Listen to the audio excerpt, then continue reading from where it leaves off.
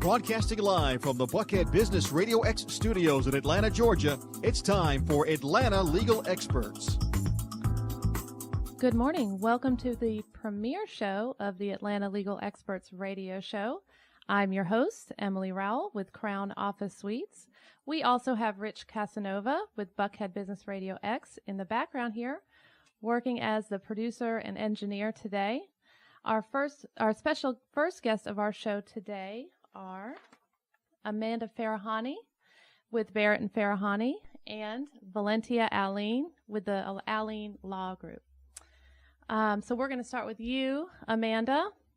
I'm going to just give a quick little bio here. Amanda Farahani is the managing partner at the Atlanta law firm of Barrett and Farahani, LLP, representing individuals in employment, libel, overtime, and sexual harassment litigation.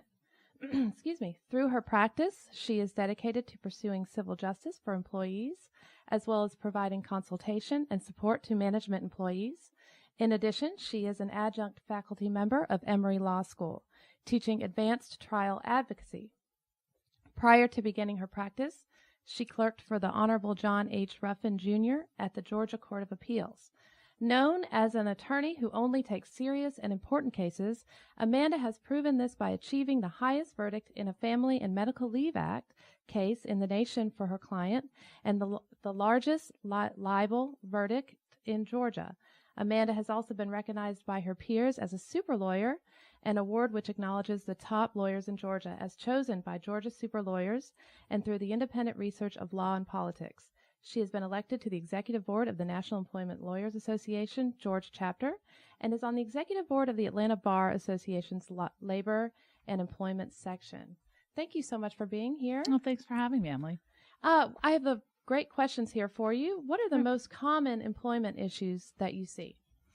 Well, we see a lot of employment issues. Obviously, almost everyone is either an employee or an employer. So one of the most common that we're seeing in the workplace is people calling just because of problems with their manager, which unfortunately doesn't lead to the ability to bring a lawsuit.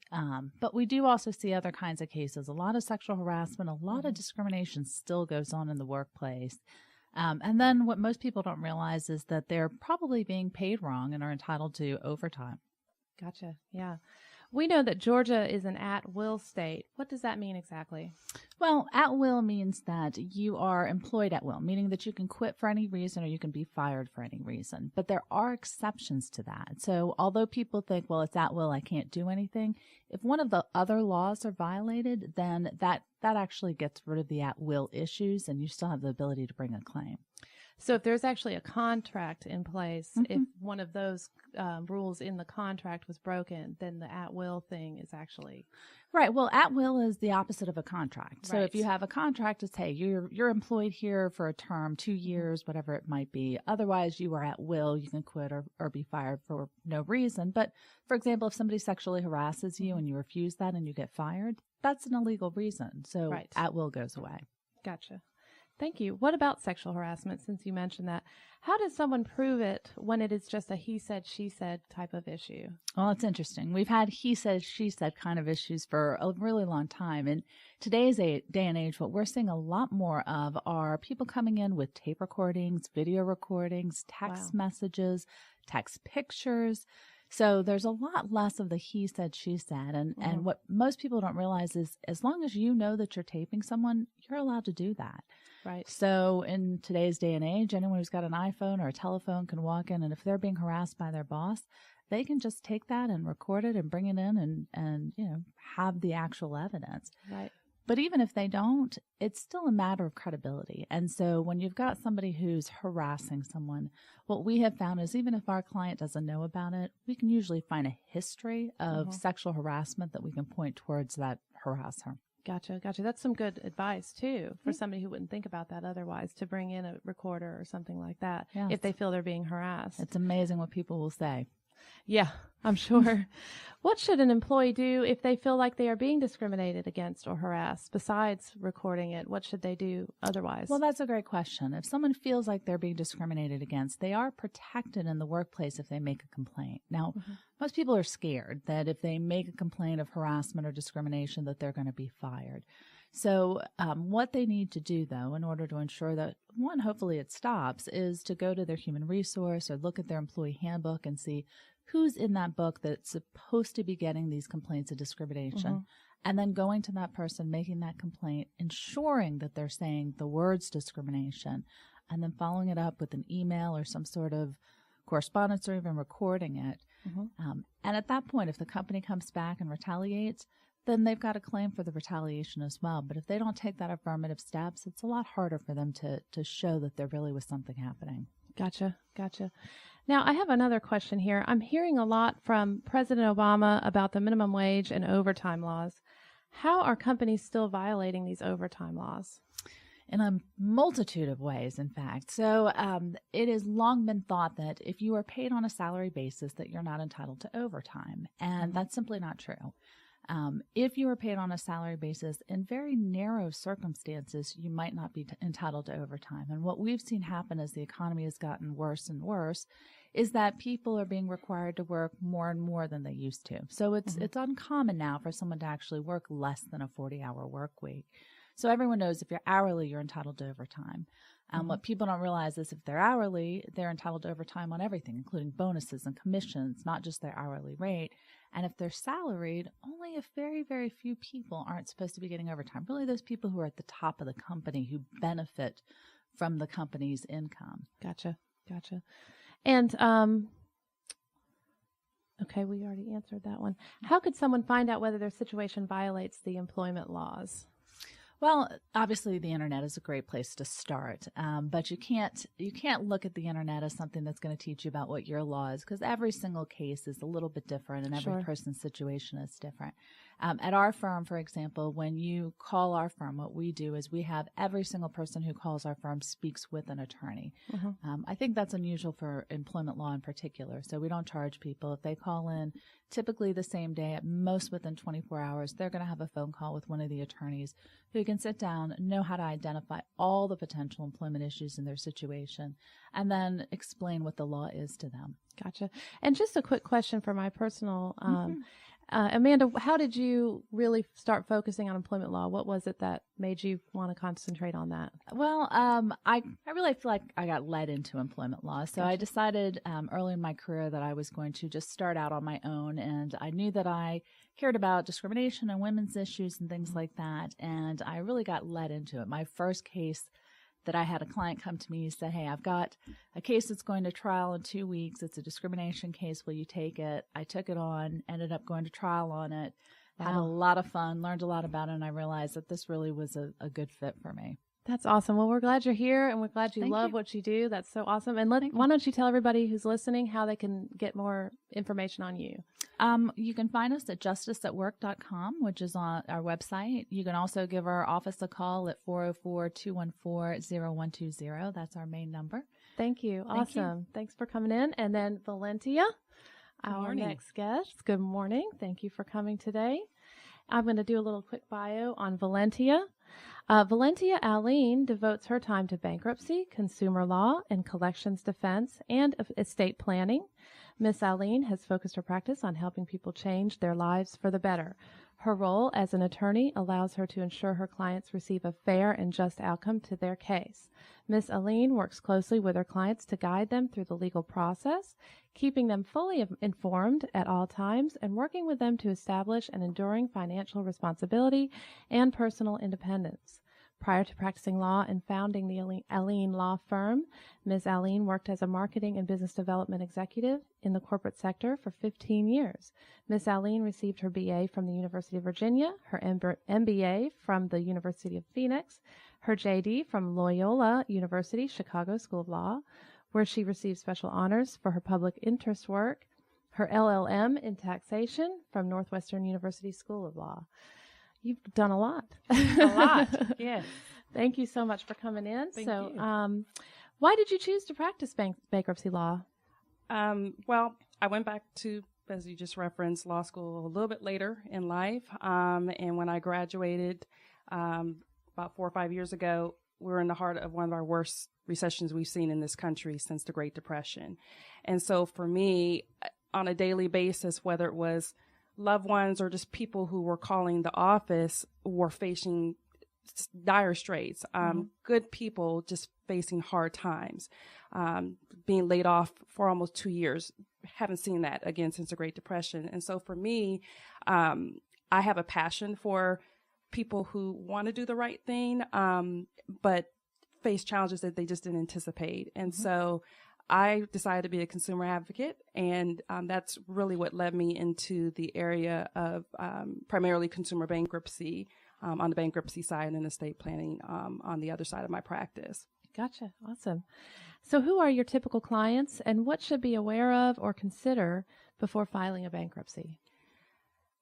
Bankruptcy touches both individuals, families, and businesses. So my client can be anyone or any entity. For me, again, my practice focuses primarily on consumer bankruptcy, so dealing with families and individuals, but also small businesses, because individuals can file what we consider Chapter 7, Chapter 11, or Chapter 13, and businesses can file a Chapter 7 or 11. So we cover the whole gamut. That the most important thing, whether you're a consumer or a business, is heading on your problem early, identifying the issues. I try to be proactive versus reactive if at all possible. So there is a bit of planning that goes in before you decide if bankruptcy is the smartest choice for you.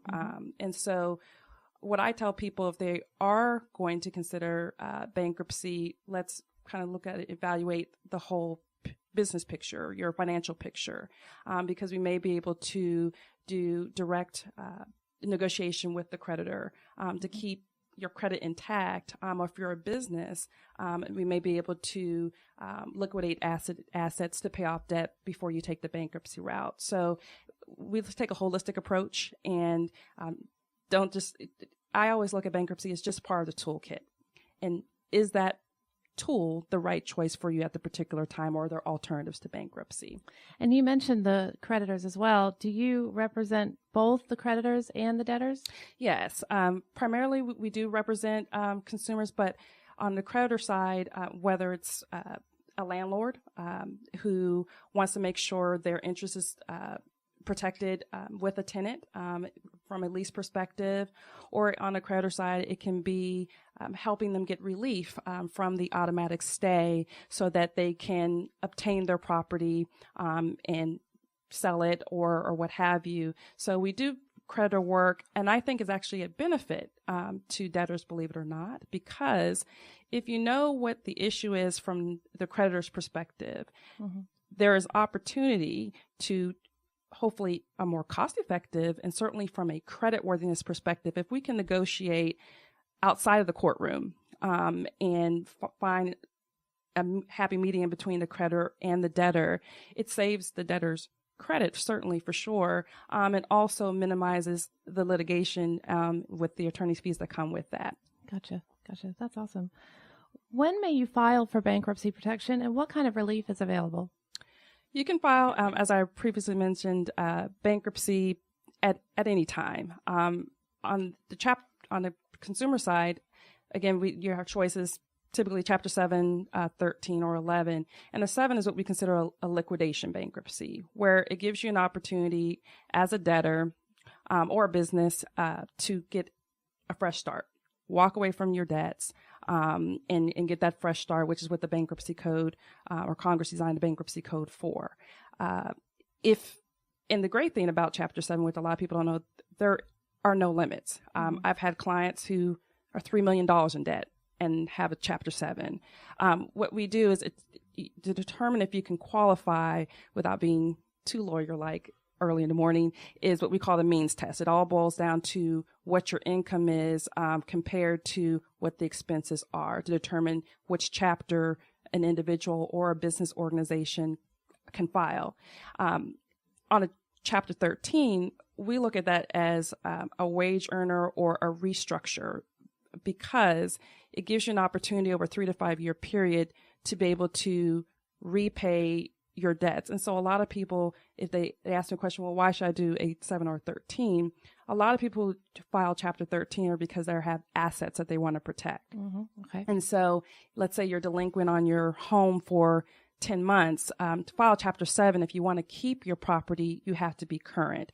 And you may not have that opportunity if you're 10 months behind or, trying to protect some other asset that you just don't have the funds to pay. The most important thing I also wanted to point out, and I think it's important from an education perspective, is, which goes back to planning and having some foresight. It breaks my heart on at least a weekly basis. I have clients that come in and they've liquidated their IRAs or their 401ks, which are generally 100% what we call exempted from the trustee and the creditor.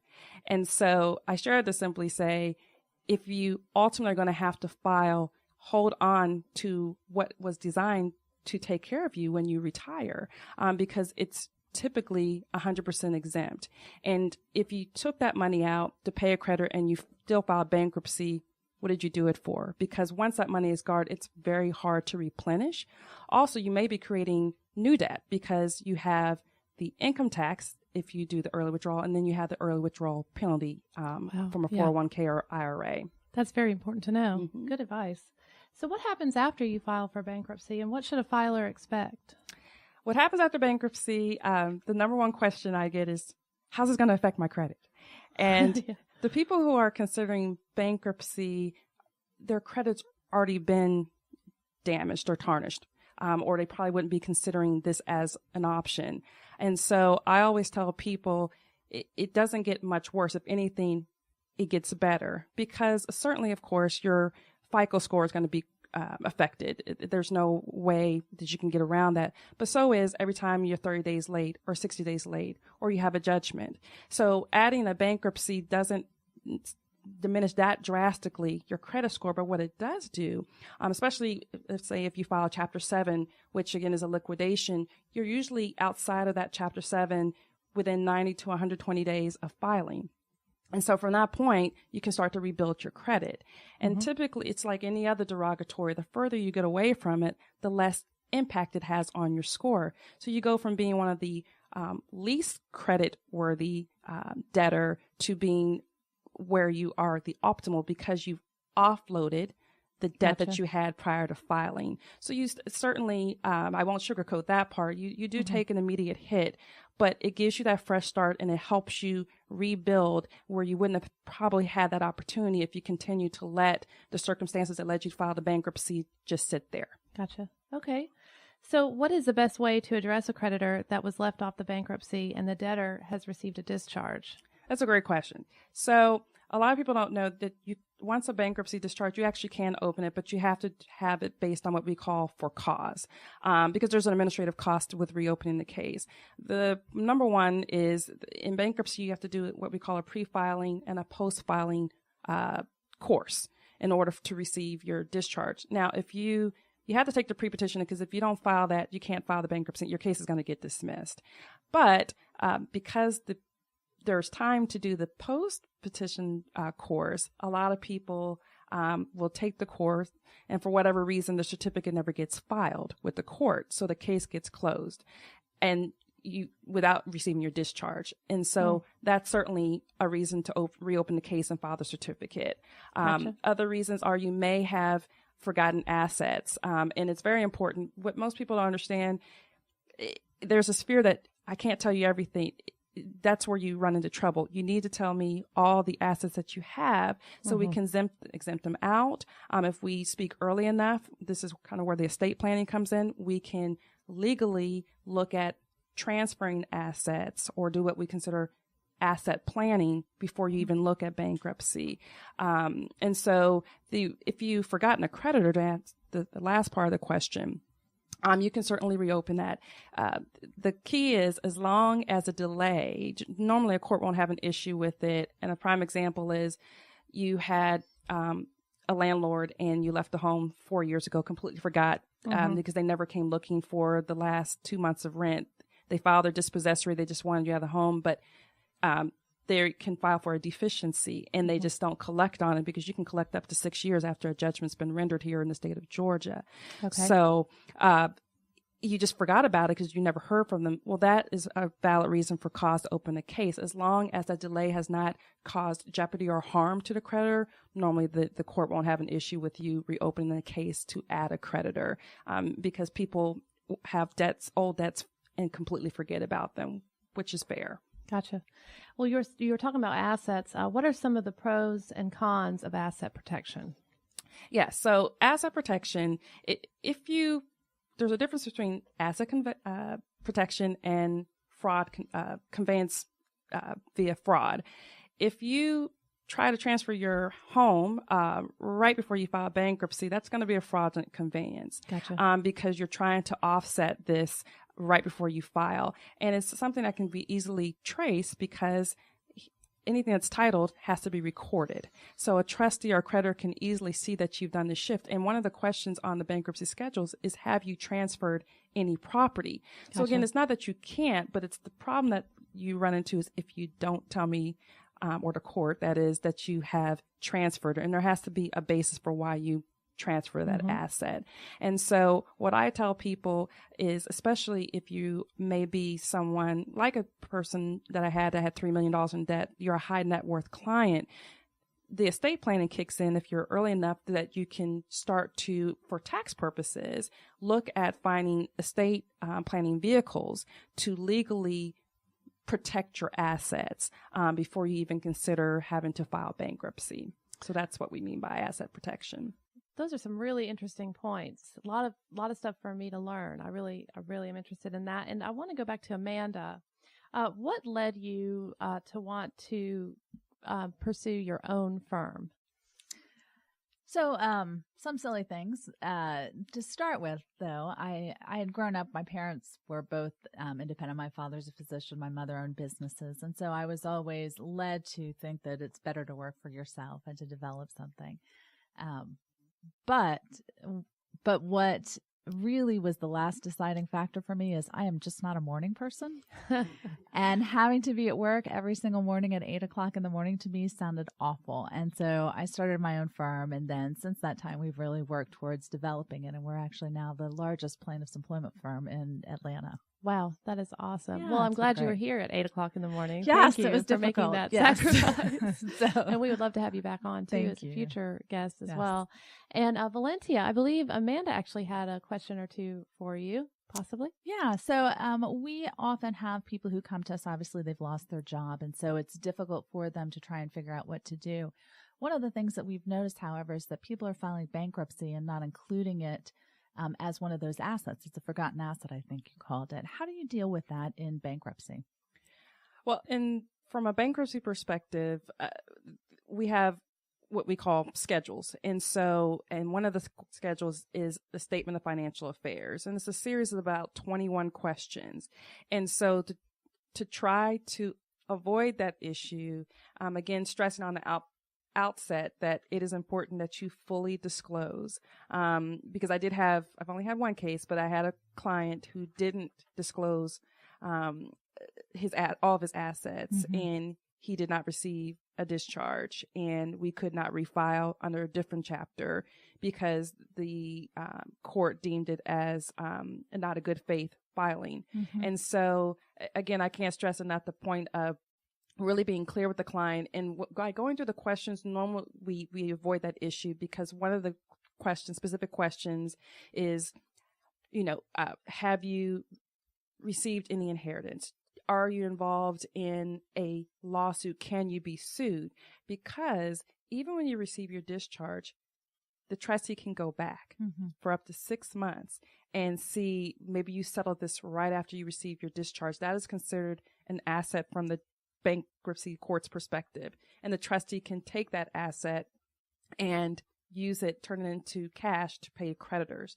So again, it's the key here is being forthright and honest, and that also goes back to being strategic, because it may, as long as you're not facing a foreclosure or you're being garnished, which here in Georgia can be garnished up to 25% of your wages. From a strategic perspective, it may make sense to hold off until your lawsuit is settled, because it would be prior to filing. And if you've done something with that, whether to pay medical bills, buy a home, whatever the case may be, you have less of an issue. So there is some planning involved from that perspective. We may delay their bankruptcy to avoid that particular issue. What about someone who's filed for bankruptcy, doesn't realize at the time they filed that they might have a claim, like an overtime claim, for example? Then they come to another lawyer. That lawyer files the overtime claim. Obviously, lawsuits take, 2-3 years. How do you deal with that, and how do you make sure that those clients know what to do, or tell other lawyers what they're supposed to be doing about that? Right. That's a little bit tougher. But normally what we do is we ask, and it's actually, not only does the attorney ask, at what we call the 341 or creditors meeting, the trustee will ask, do you anticipate or are you involved in any type of suit? Because at the time, they may legitimately not know. The key is, if they do realize they have a claim, I always say, wait until you receive your discharge, because you don't want to, or if you're going to, then again, we just simply have to go in and amend the schedules before they receive their discharge. Again, just to fully disclose that. But normally, if you can, especially on a Chapter 7, because you're out in such a short time frame, a Chapter 13 is a little bit different. And so you don't want to wait 3 to 5 years to file your claim, because I'm sure your statute of limitations issues. But if you're doing a Chapter 7, for simplicity's sake, it's better just to wait until you receive your discharge and then file your claim. And I just have one follow-up question for both of you. Amanda, I'll start with you again. What do you find the most challenging in your position? Clients, judges, and opposing lawyers. So everything? No, each one of them have different challenges. I mean, with clients, it's difficult sometimes to explain how the court system is set up and why things take so long. And, a lot of times explaining to people that in the state of Georgia, there's not a whole lot of rights that they have. Wow. Obviously, opposing counsel are there to try and ensure that my client loses. So that's always a difficulty. And sometimes it feels like judges are there for the same reason. And, so that makes it more difficult too. Well, I'm sure you do a wonderful job overcoming that as well. Thank you. You We wouldn't try. be as successful as you are if you didn't. Thank you. And then Valentia, same question goes for you. What do you find the most challenging thing about your job? Can I say ditto? Absolutely.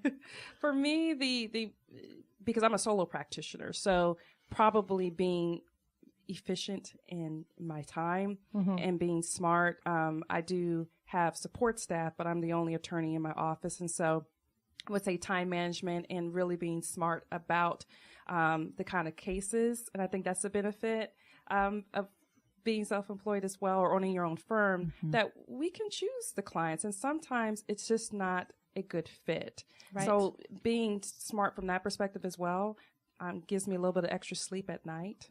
So for me, it's just being smart with my time and choosing cases that make the most sense for my practice. Gotcha. And you were very successful coming into Atlanta, starting your firm right out of school. I was. And becoming very successful already, and after you graduated. So that's great to know. Okay, well, thank you so much for being on. And if you could tell the listeners how people can contact you. Sure. We are online at theallenlaw.com, so www.allenlaw.com. We're also on Twitter or Facebook, and certainly would love to receive your call in the office at 800-611-2985. Awesome. And for full bios, you can go to my website at ale.businessradiox.com. That's Atlanta Legal Experts, so it's ALE.businessradiox.com. Again, my name is Emily Rowell. I'm with Crown Office Suites, and you can also see my website at crownofficesuites.com. Don't forget the E on the end of the crown. Thank you so much for listening, and this is Emily Rowell signing out.